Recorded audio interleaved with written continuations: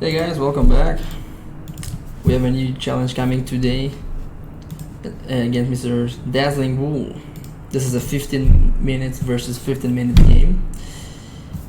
Hopefully it will go well. So we have the so-called Pirc defense here. This is a setup where Black wants to put his bishop on g7, kind of later on counter-attacking White's pretty well established center. Let's go f4. So this is basically the most aggressive line that White can choose against the Pirc attack, the Pirc opening. So castling, and now White can basically choose between a couple of options. So it's basically either going bishop d3 and kind of continuing normally with castling, or if he wants to go kind of super aggressive, he can go e5 followed by h4. What should I do? This seems like an educational video, so or at least it's trying to be.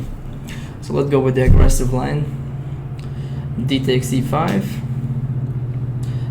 So I think the main move goes d takes e5, but let's go with the more aggressive move. F takes e5. Yeah, so knight d5, and now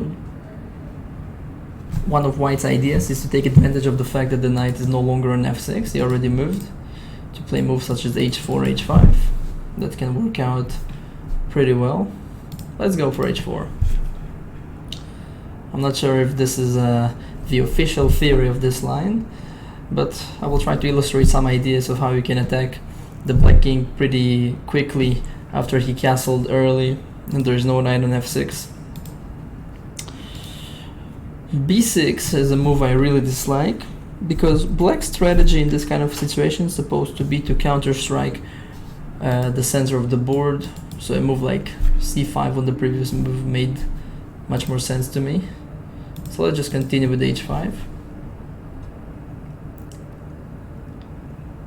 So my idea is pretty straightforward. At some point I want to take on g6, perhaps go bishop h6 with the idea to exchange this kind of strong bishop on g7 and eventually checkmate him on the h-file. If he goes bishop b7, so he kind of completely ignores my attack on the king side, which is very provocative. So should I just take on g6? Should I wait? I can just develop my bishop to c4. It's also pretty promising.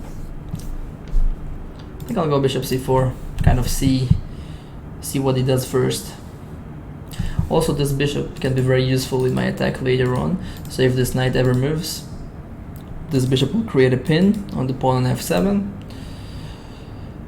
which means that, for example, when I take on g6, the pawn on f7 can never recapture. So it's already a kind of a good sign for me. So while my opponent thinks, I wanted to mention that today I'm sitting at a kind of a different location. This is actually an office in the city of Tel Aviv, and there's supposed to be a kind of nice view outside, but unfortunately for me, I came in the most kind of foggy day ever, probably. Even I cannot see anything. Hopefully next time that I'll be here, you'll have some better views of the skyline of Tel Aviv while you watch. So it takes quite a lot of time to think, which is surprising. a6, yeah, you see, he basically does almost nothing to counter my attack on the king side, which means that I can do almost whatever I want. So once again, h takes g6 can be played at almost any given moment. Let's take on g6. What do you think? Will he recapture with the f pawn or with the h pawn? Yeah, so the h pawn is kind of the obvious recapture. We should always aim to recapture towards the center, so it makes sense. So now, if I just manage to bring my queen over to the king side, that can be a very quick checkmate. The only problem, it's not so easy to get my queen quickly to the h file. Bishop h6 makes sense. Also makes sense is knight g5, kind of throwing one more piece into the attack while preparing queen g4. Yeah, I think that's what I will do. Also taking advantage that he cannot really play the move f6 to kick my knight away, because there would always be this fork on e6. Knight takes e3, okay. I'm actually curious if I can even just ignore the knight and go straight away with queen g4, queen h4, and basically just go for the checkmate. It could be really convenient, but it's a little bit unclear, isn't it? Queen g4, let's say the knight goes back on d5. I play queen h4, threatening checkmate. He goes rook e8, queen h7, king f8, knight e6 check, f takes e6, bishop h6. Bishop has to capture. I'm sorry for going very long into the variation, but it seems to be pretty much forced. Actually, I think it works, you know. Seems like the move queen g4 is working, which is very convenient. Let's go queen g4. You know, we have the whole situation in our world today. We might not be alive tomorrow. We must take our chances, take some risks. Let's see. At the moment I don't see how black withstands my attack. Yeah, e6, but I just continue queen h4. Also I think knight takes e6 and knight takes f7 also probably win very quickly. Queen h4 is so straightforward. So queen h4, rook e8, let's say queen h7 check, king f8, and then maybe knight takes d6. Yeah, it should work. Let's go queen h4.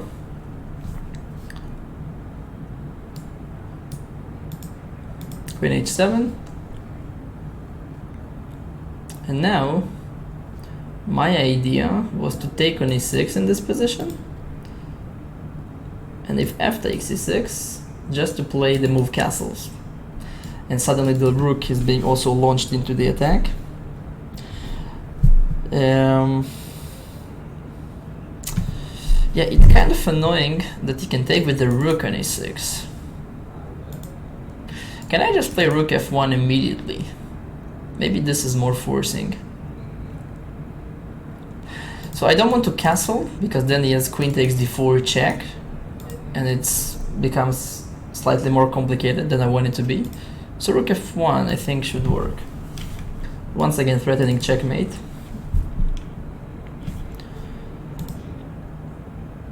And now if he goes rook e7, I think then I will take on e6.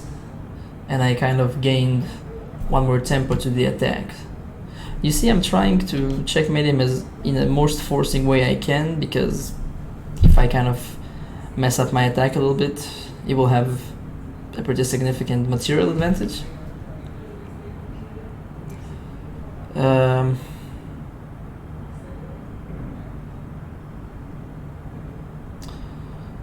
So I think this move wins. Also queen g6 looks just as a winning move, but this is so straightforward. I mean,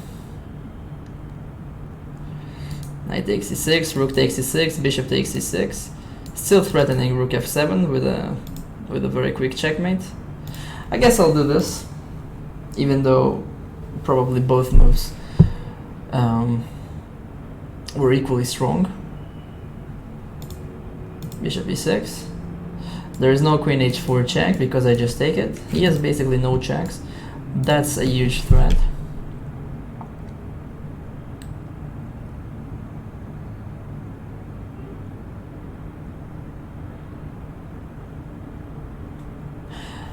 And at this point, I think as black I would probably just resign. So what can we learn? I mean, the game is not over yet, but I think the main thing that we can take from this game and learn in general about chess, that if your opponent goes very aggressive on you on the flanks, let's say you castled short, your opponent is attacking you on the flanks, you have to counter-attack in the center. You see, my attack here was pretty easy to execute because black didn't make basically any attempts to create counterplay. And when you don't create counterplay against your opponent's attack, it becomes very easy for him just to attack you, and usually it's usually just ends up with a very quick checkmate, like in this case. So if I go a couple of moves back to the move h4, in this position as black I would definitely think about the move like c5, for example, trying to break white's very solid center. Or at least I would consider a move like bishop g4 with the idea to make it slightly more difficult for black to move with h5. That's what I would have in mind. So I didn't make his move yet. I think it's just because there are no moves, or at least there are no good moves.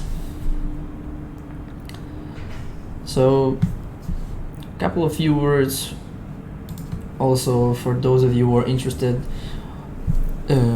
about studying this line against the Pirc defenses white. Basically the move e5 is not the only move, as I mentioned. If white wants to go kind of solidly, he can always go bishop d3 and castling, which is the main line. And if he wants to also go for a queenside attack, for a kingside attack, but kind of build it up slowly, you can also consider going bishop e3, queen d2, and castle long, which is also a fairly popular plan. I've implemented both plans in my own practice, so I can tell you that there is no good and bad here. You can basically do what fits your style better. Bishop e3 I would recommend for the more aggressive players. Bishop d3 I would recommend for the more solid players. And e5 I would recommend for those of you who are not only sharp players, but those of you who are willing to take pretty big risks, because very often when white plays e5 and he is not kind of very well prepared and he doesn't know too much what he's doing, he usually ends up losing super quickly.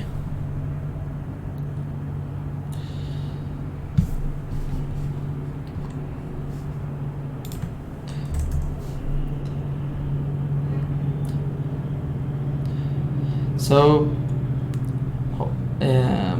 if the opponent will not resign in 1 minute, I think I will just probably start talking about something else in this video. I'm not going to resign because this is a rated game. If it wouldn't be a rated game, I wouldn't mind resigning and kind of claiming myself victorious, because it's an educational video at the end of the day. But it is rated and I kind of care about my Rennie here online. So it seems like he's just waiting for his time to run out.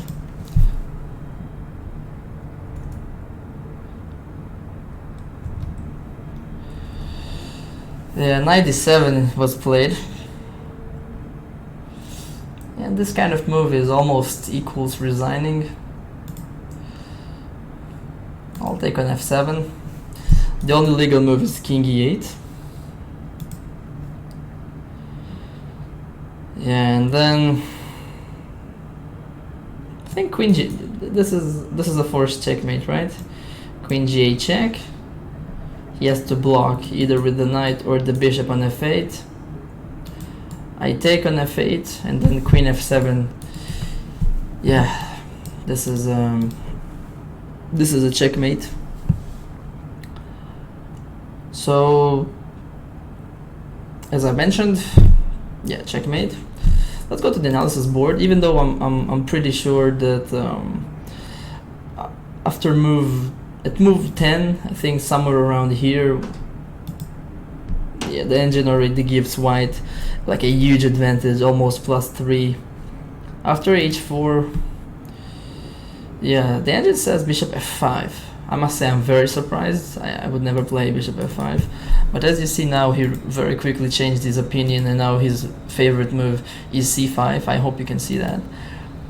And now, as white, I would probably just ignore the attack, maybe continue with h5. And the position is very sharp. I wouldn't trust too much the engine's evaluation there. But after black played b6, and actually the engine gives to the move b6 2 question marks, not even one, because now white's attack is pretty much unstoppable. Yeah, +8 at this point after knight g5. Yeah.